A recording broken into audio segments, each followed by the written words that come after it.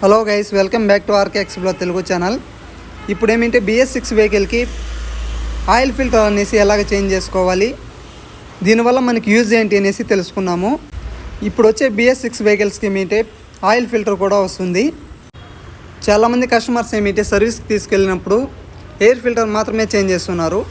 ఈ oil filter change చేయడం వల్ల మనకి ఇంజన్లో ఏమన్నా దాని లోపల చిన్న చిన్న డాట్స్ లాంటివి చిన్న అరిగిన పార్ట్స్ ఒకని ఆయిల్లో ఫిల్టర్ చేయడానికి ఈ ఆయిల్ ఫిల్టర్ అనేసి ఇచ్చినారు.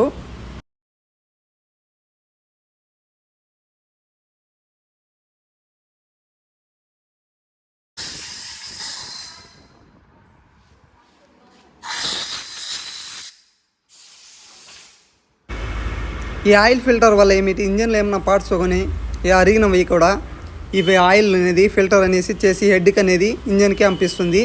ఇంజన్లో ఎలాంటి ప్రాబ్లం రాకుండా మీరు సర్వీస్కి వెళ్ళినప్పుడు ఆయిల్ సర్వీస్ చేసినప్పుడు ఆయిల్ సర్వీస్తో పాటుగా ఈ ఆయిల్ ఫిల్టర్ అనేసి చేంజ్ చేసుకోండి.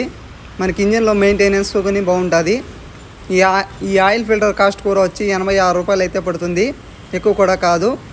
మీరు ఎవరన్నా కొత్తగా సర్వీస్కి తీసుకెళ్ళినప్పుడు షోరూమ్కి కానీ బయట కానీ BS6 మోడల్స్కి అయితే మోటార్ సైకిల్ వెహికల్కి ఆయిల్ ఫిల్టర్ కూడా వస్తుంది. Air filter, oil filter.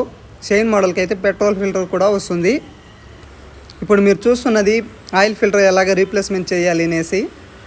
ఇదైతే రైట్ సైడ్ వస్తుంది, కిక్కర్ దగ్గర అయితే వస్తుంది. మీరు ఎవరైనా సర్వీస్కి వెళ్ళినప్పుడు దీని అయితే చేంజ్ చేసుకొని మన వెహికల్ అనేది స్మూత్గా కండిషన్గా మనకు వెల్ మెయింటెనెన్స్ అయితే ఉంటుంది.